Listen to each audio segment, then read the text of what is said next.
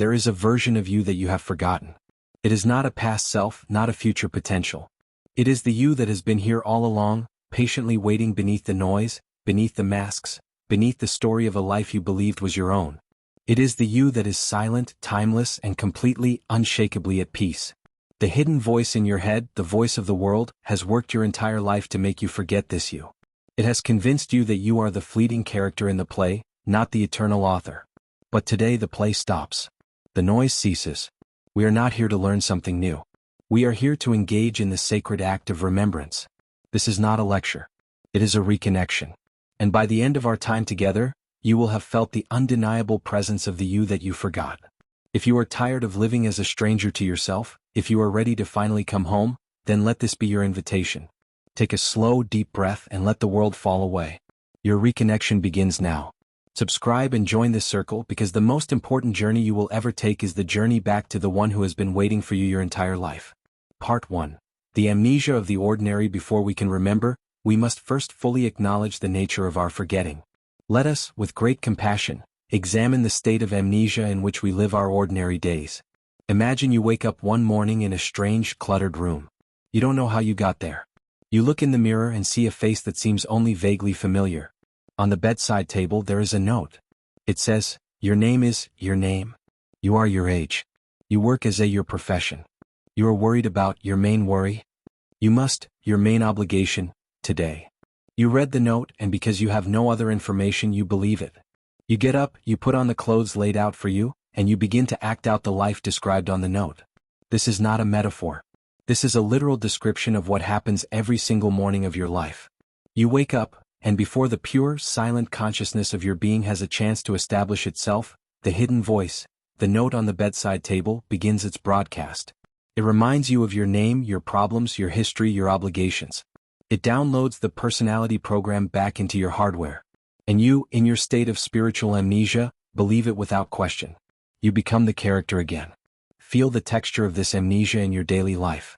It is the feeling of being on autopilot. You drive to work, but you don't remember the journey. You eat your lunch, but you don't taste the food. You have a conversation with your partner, but you are not really there. You are in your head, planning your next response, thinking about something else. You are a ghost in the machine of your own life, a collection of habits and reactions, moving through a series of pre-programmed loops. The amnesia is a state of profound separation. Separation from your body. You experience it not as a living, breathing field of energy, but as an object to be managed, a machine that often fails you. Separation from the present moment.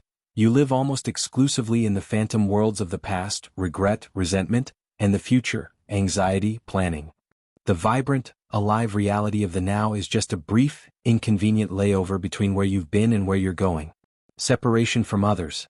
You see them not as fellow expressions of the one consciousness, but as separate, competing egos, potential sources of validation or threat. And most tragically, you feel a deep separation from yourself. You feel a sense of being disconnected from your own core, from your own source of peace and wisdom. You look for this missing connection in external things, in achievement, in romance, in distraction.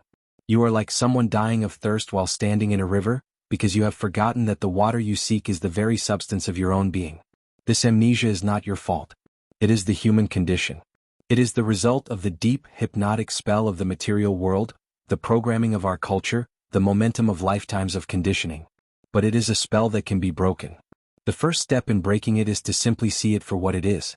To acknowledge with radical honesty, I have been asleep. I've been living in a dream. I have forgotten who I am.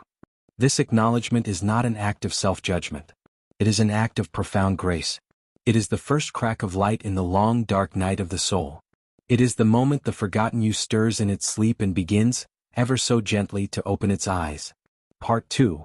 The first thread of remembrance, the silent witness. Now that we have acknowledged the amnesia, let us begin the process of reconnection. We will do this by pulling on a single golden thread. A thread that has been running through your entire life, unnoticed. This thread is the presence of the silent witness. It is the part of you that has never been asleep, the part of you that has never forgotten. Let us find this thread now. I invite you once again to find a position of stillness. Close your eyes. Let the story of your life, the identity you believe yourself to be, just rest for a moment. You don't need to get rid of it. Just let it sit in the corner of the room. Now bring your attention to your breath. Feel the simple, physical reality of it. The cool air entering, the warm air leaving. This is your anchor to the present moment, the only place where remembrance is possible. With your attention resting gently on your breath, I want you to simply open the screen of your awareness and observe what passes through it. You are a scientist of your inner world, observing phenomena without judgment. Notice a thought. A thought about this process perhaps. Am I doing this right? Don't answer it. Don't engage with it. Simply see it. Acknowledge its presence, like a cloud passing in the sky. Ah, a thought. Now notice a feeling in your body. A tightness in your shoulders. A feeling of calm. An itch on your nose. Again, don't react. Don't scratch the itch just yet. Just observe the sensation. Ah, a physical sensation. Now notice an emotion. Perhaps there is a subtle background hum of anxiety, or a feeling of peace, or boredom. Whatever it is, let it be there. Feel its energetic texture without getting lost in the story behind it. Ah, an emotion. Continue this for a few moments, watching the parade of thoughts, feelings, and sensations. They are constantly changing, constantly shifting, constantly rising and falling like waves on the ocean. Now here is the crucial step of reconnection. Ask yourself this question in the silence of your being: who is aware of all this? There is a thought and there is an awareness of the thought. There is a feeling and there is an awareness of the feeling. There is a sensation and there is an awareness of the sensation. This awareness, this witnessing presence, what is its nature? Is it anxious? No, it is aware of anxiety. Is it a thought? No, it is aware of thoughts. Is it old or young? No, it is aware of memories from all ages. Is it located in your head? Or is it a boundless, spaceless field in which your head and your whole body appear? Feel into this witnessing presence. This is the forgotten you. This is the thread. It is the one constant in your entire, ever-changing experience. It is the screen upon which the movie of your life is playing. It is the silent, empty room in which the noisy radio of your personality is broadcasting. You have spent your life identified with the movie, with the radio station. The reconnection is the simple, momentous shift of identity from the contents of your consciousness to the container of consciousness itself. This is not a difficult state to achieve. It is your natural state. You are not creating this awareness. You are simply noticing it. You are noticing what has been here all along, patiently waiting behind the curtain of your thoughts. Hold this thread. Feel the quiet, unshakable peace of it. This is your true self. This is the you that you forgot. It has no name, no form, no story. It is the pure, luminous, and silent I am, before you add any story to it. This is your anchor. This is your home base. And from this place of remembrance, we can now begin to explore the world anew. Part 3. Visiting the house of your mind. Now that you have reconnected with your true self as the witness, the silent awareness, let us perform a new kind of practice. Let us go and visit the house of your mind, but this time not as its trapped resident, but as its curious, compassionate, and sovereign owner. You are going to take a tour of the property you have been living in, but have never truly seen. Remaining in this state of quiet, witnessing presence, I want you to bring your mind into your awareness. Don't get lost in it. Observe it from this new vantage point, as if you were an art critic observing a strange and complex sculpture. First, let's walk through the room of the past. This is the memory wing of your house. As the witness, just watch the memories that the mind offers up. Notice the ones it plays on a loop. The highlight reel of your greatest successes. The horror film of your most painful failures. The romantic comedy of a lost love. The drama of an old family wound. As the witness, you can see these memories for what they are. Not living realities but historical recordings. They are echoes. Ghosts. You can observe them without being possessed by them. You can feel a wave of sadness from a painful memory arise, and you can hold it in your spacious awareness without becoming the sadness. You can see a memory of triumph and feel a flicker of pride without identifying with it. You are the curator of the museum, not the artifacts themselves. You are finally free from the tyranny of your own history. You can learn from it, you can honor it, but you are no longer a prisoner of it. Now let's move to the room of the future. This room is filled with projections, with fantasies, with anxieties. It is the mind's planning department and its worry ward, all in one. As the witness, observe the stories your mind is spinning about tomorrow, next week, next year. Notice the hope fantasies. The perfect vacation, the successful project, the arrival of love. Notice the fear fantasies. The illness, the financial ruin, the loneliness. See them all for what they are, fictions. Mental creations. Possibilities perhaps but not realities. The mind is a powerful simulation engine, and it is constantly running these simulations. When you are identified with the mind, you live inside these simulations, feeling the real emotions of imaginary events. But as the witness, you can watch the simulations run without believing they are real. You can see the mind generating a worry story and you can simply say, "Ah, the program is running its catastrophe scenario again." Interesting. You have unplugged your emotional belief from the mind's projections. You are free from the future. Finally, let us visit the control room. This is the center of the ego, the hidden voice, the narrator. As the witness, just listen to its constant commentary. Listen to its judgments of yourself and others. Listen to its endless stream of opinions of shoulds and should nots. Listen to its strategies for controlling life, for managing your image, for getting what it wants. Do not argue with it. Do not try to silence it. Just listen to it as you would listen to a frantic, insecure child who is trying to run the world. And as you listen from the vast, silent space of the witness, you will feel a new emotion arising: compassion. You feel compassion for this small, frightened mechanism that is trying so hard to keep you safe, to make you worthy, to control the uncontrollable. You realize it is not your enemy. It is a part of the human costume, a program that is doing the only thing it knows how to do. And in your compassionate witnessing, it begins to relax. Its voice becomes quieter. Its grip loosens. Because all it has ever wanted, beneath all its noise and fury, is to be seen and held in the loving, non-judgmental presence of you. This is the reconnection. It is to become the loving owner of your own house, the compassionate witness of your own mind. You are no longer its prisoner. You are its sanctuary. Part 4. The perennial philosophy of the self. This journey of reconnecting with the forgotten you is not a new path. It is the oldest and most sacred path there is. It is the central teaching of the perennial philosophy, the golden thread of truth that runs through every authentic spiritual tradition known to humanity. In the ancient Hindu scriptures, the Upanishads, this is the core teaching. They make a profound distinction between the jiva, the individual personality, the ego, the character in the play, and the Atman, the true self, the silent witness, the divine spark. The entire path of Vedanta is the path of realizing, through self-inquiry, that you are not the jiva, you are the Atman. And in the final, breathtaking revelation, it is taught that the Atman, the individual self, and Brahman, the ultimate universal consciousness, are one and the same.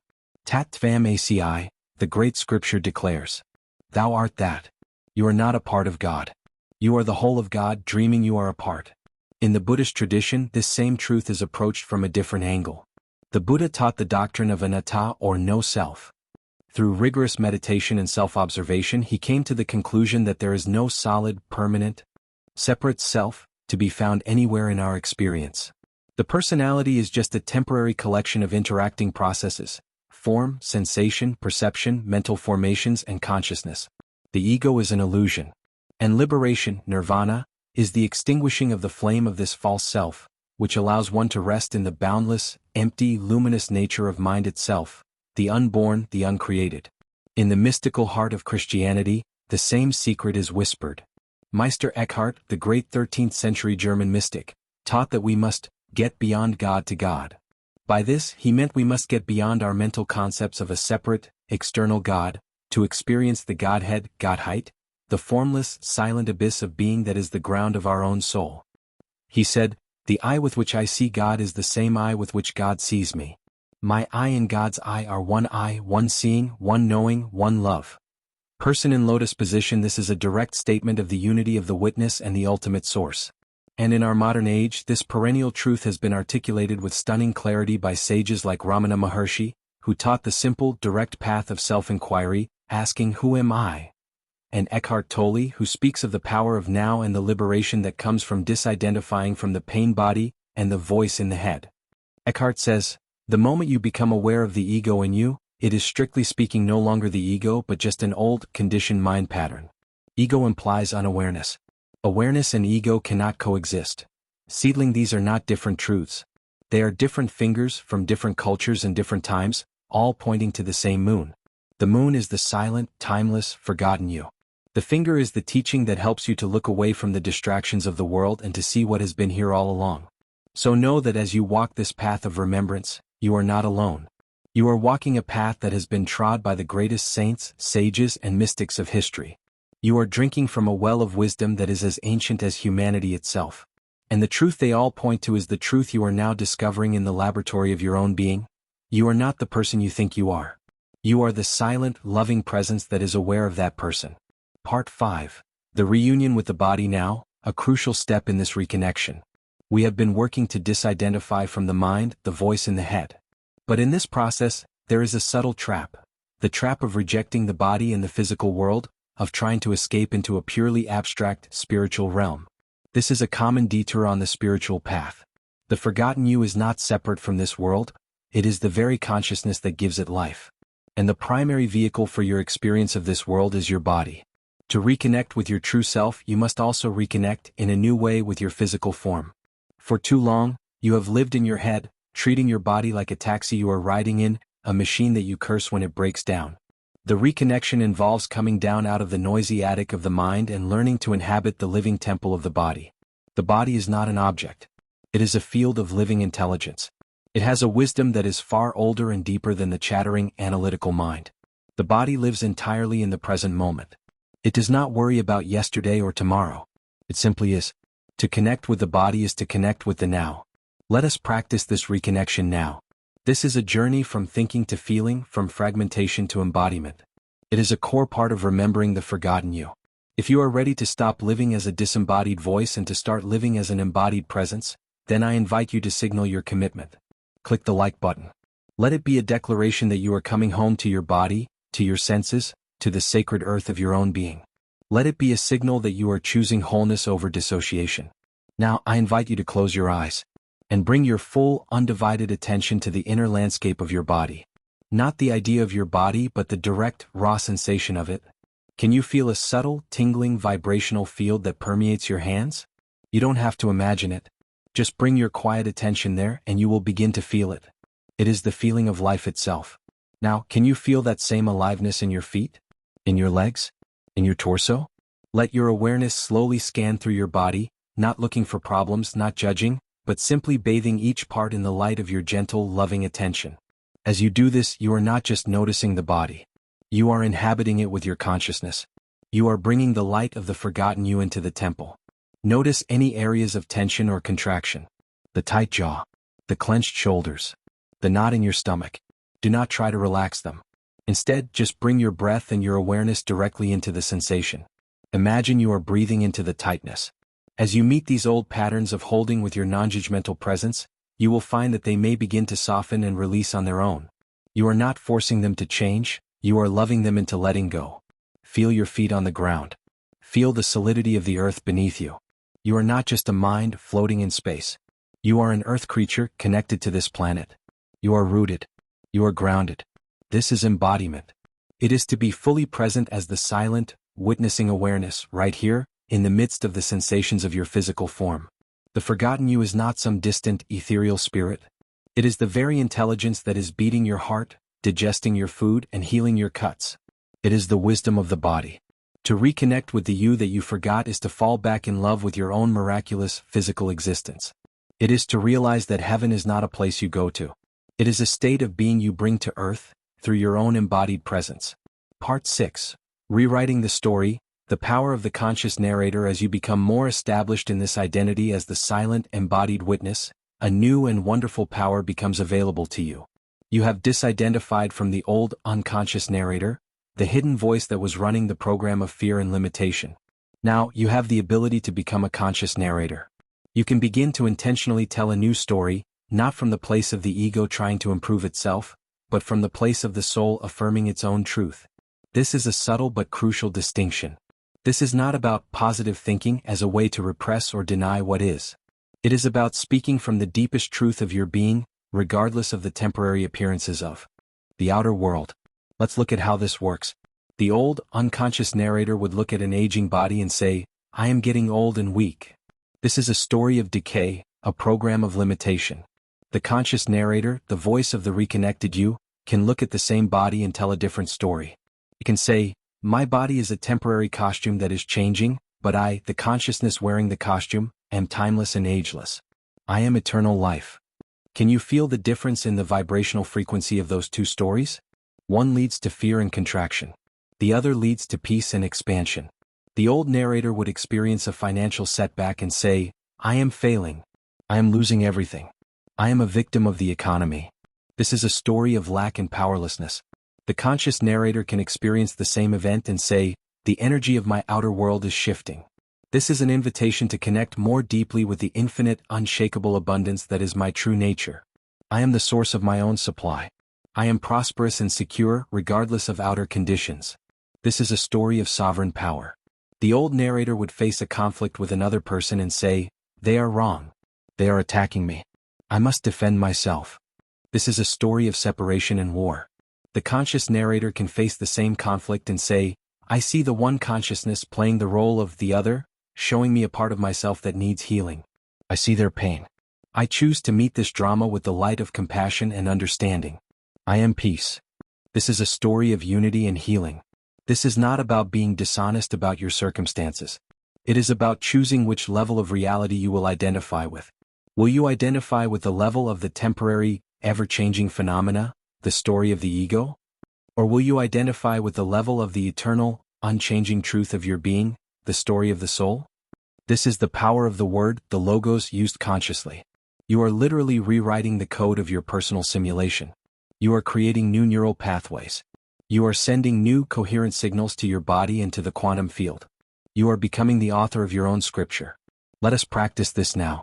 I invite you to take one of the old limiting stories that your hidden voice loves to tell. A story like, "I am not lovable," or "I'm not good enough," or "I'll always be alone." Now, from this place of the silent, powerful witness, I want you to tell a new story. A story that you know on a soul level is more true. For example, if the old story is, "I am not lovable," the new conscious narration might be, "My personality may have its flaws and its wounds, but I, the pure awareness that is aware of this personality, am made of pure, unconditional love. I am the very love I have been seeking. Therefore, I am infinitely lovable." Feel the power of that statement. It does not deny the experience of the personality, but it recontextualizes it within a much larger, more powerful truth. To become a conscious narrator is a daily practice. It is the practice of catching the old stories as they arise, and lovingly, patiently, and consistently replacing them with the deeper, truer stories of your soul. You are not trying to convince yourself of something that isn't true. You are simply remembering the truth that was forgotten. And as you tell this new story day after day, you will find that your world begins to reorganize itself around it, reflecting the magnificent truth of who you have finally remembered yourself to be. Part 7. The Forgotten You in Relationship. Seeing the one in the many. Nowhere is the pain of our forgetting more acute, and nowhere is the joy of our reconnection more profound, than in our relationships with others. When you are living in the amnesia of the ego, you see a world of separate, fragmented others. Every person you meet is either a potential source of validation, a potential threat, a competitor, or an object to be used for your own gratification. Relationships are a complex and exhausting game of strategy, of mask-wearing, of trying to get your needs met from other fragmented, needy selves. This is the source of all human conflict. When you reconnect with the forgotten you, the one universal awareness, your entire perception of the other is shattered and rebuilt on a foundation of sacred unity. The forgotten teaching is this: there are no others. Every person you meet, from your most beloved partner to the stranger who cuts you off in traffic, is you. They are the one, infinite consciousness, wearing a different costume, playing a different role in your shared dream. They are a different expression of the same self that is looking out through your own eyes. They are yourself in disguise. When you know this, not just as an idea but as a felt reality, your interactions with the world are revolutionized. Let's explore this. Bring to mind someone you love dearly. A partner, a child, a close friend. Look at them in your mind's eye. The old program sees a separate person whom you love and fear losing. The reconnected you sees the one beloved looking back at you through their unique eyes. You can love their personality, their quirks, their beautiful, temporary costume. But beneath that, you are loving your own self. The love becomes less about attachment and more about a profound, shared recognition. Ah, there you are, myself, playing that beautiful role. I see you. Now bring to mind someone with whom you have great difficulty. Someone who triggers you, who angers you, who you judge. The old program sees an enemy, a threat, a bad person who is separate from you.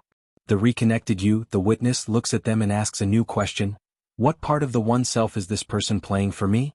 What are they here to teach me? What forgotten part of my own consciousness are they mirroring back to me? Perhaps their anger is mirroring your own repressed anger. Perhaps their victimhood is mirroring your own disowned vulnerability. You realize they are not your enemy. They are your most challenging and therefore most valuable spiritual teacher. They are a divine messenger, wearing a frightening mask, sent to help you find the unhealed places within yourself. And in this recognition, judgment dissolves into a strange and powerful kind of gratitude. You can look at them and say, "Thank you, myself, for showing me where I still need to bring the light." This is the practice of seeing the one in the many.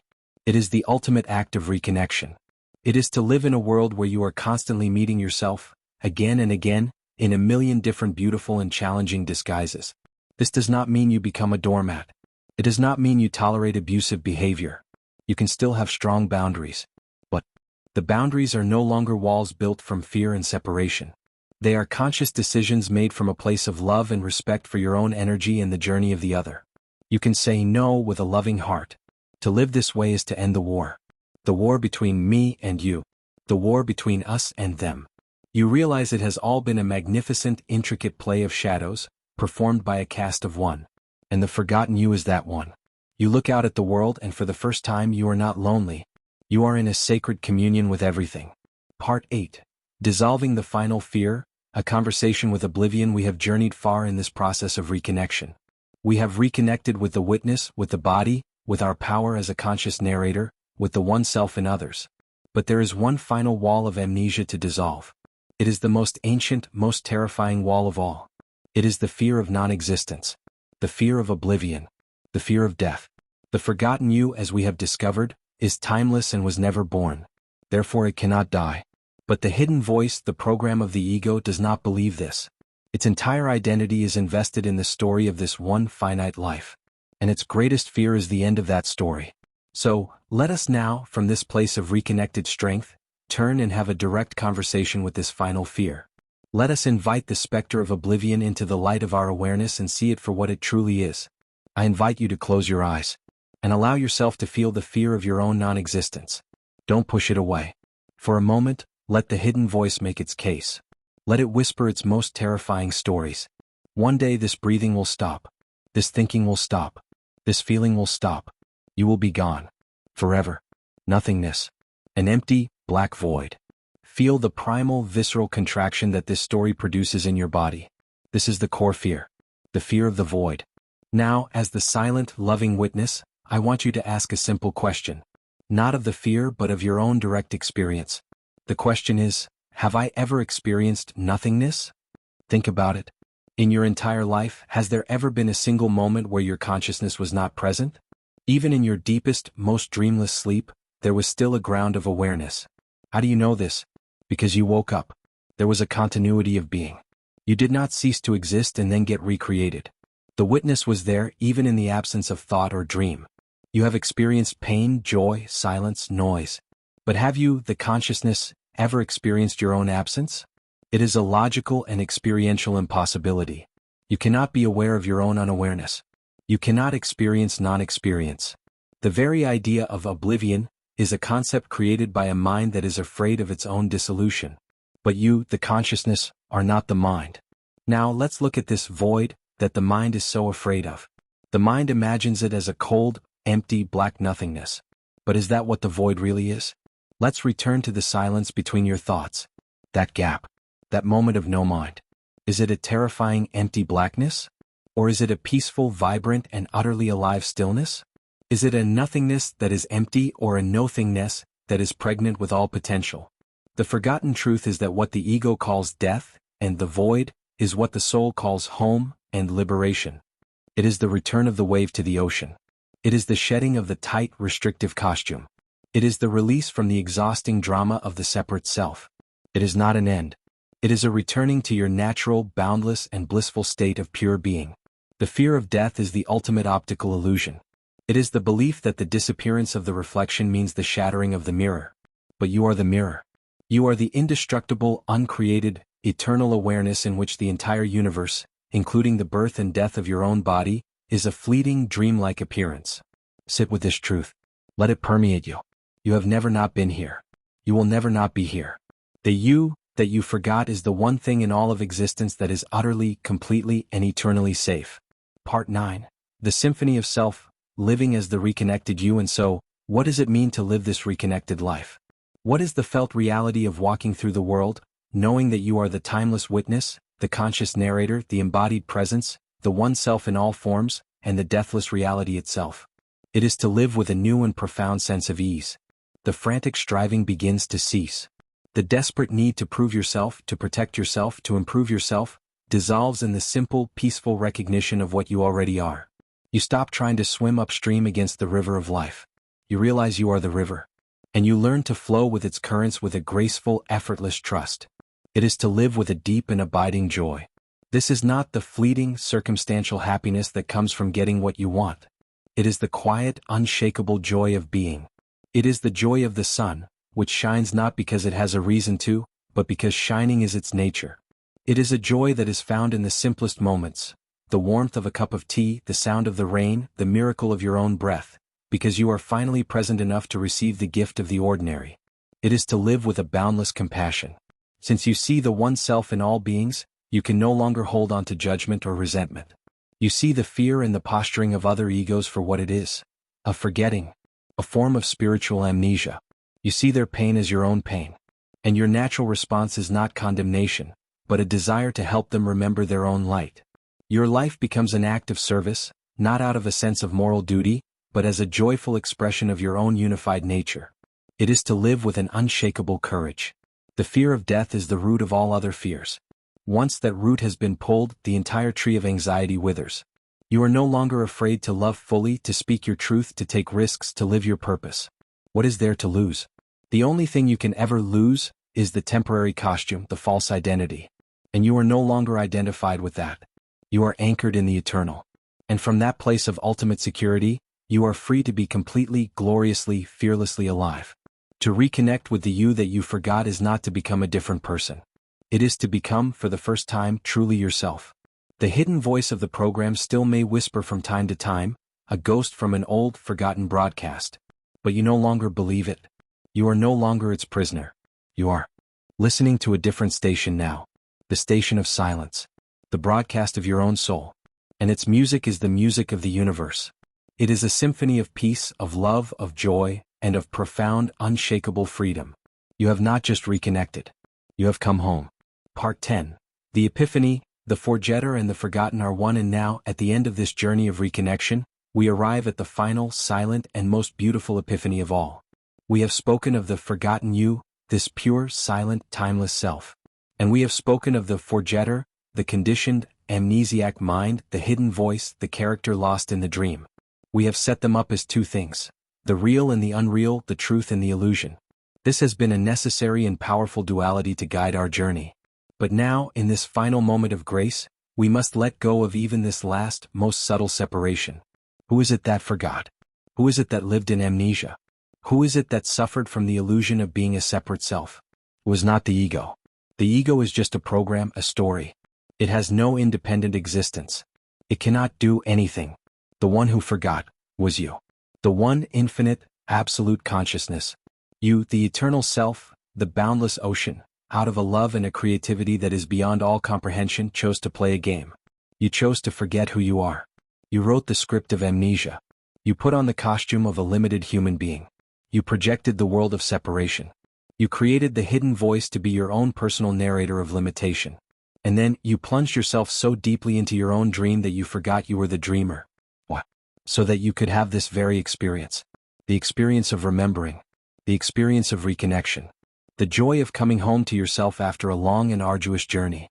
The entire story of your forgetting was an act of your own divine will, a sacred play you wrote for yourself. The amnesia was not a curse, it was a necessary part of the plot. And so, the final act of reconnection is the reconnection between the forgotten you and the forgetter. It is the moment when the witness embraces the personality. It is the moment the sky realizes it is not separate from the clouds. The clouds are a beautiful, temporary expression of itself. It is the moment the ocean realizes it is not separate from the wave. The wave is its own joyful, fleeting dance. You forgive your own mind for its noise and its fear because you realize you wrote its script. You feel a profound and tender compassion for the character you have been playing, with all its struggles and all its wounds. You are not trying to get rid of it anymore. You are integrating it, loving it, honoring it as the magnificent, brave vehicle through which you have had this incredible human adventure. The forgotten and the forgetter are one. The seeker and the sought are one. The prisoner and the liberator are one. There is only you. The one divine, magnificent self, playing all the parts, singing all the songs, dreaming the entire, beautiful, heartbreaking, ecstatic dream of being alive. And now, you are awake. The reconnection is complete. But the adventure of living from this remembrance is just beginning. You have not arrived at a destination. You have opened a door to your real life. If you are ready to walk through it, day by day, moment by moment, subscribe and continue this journey with us.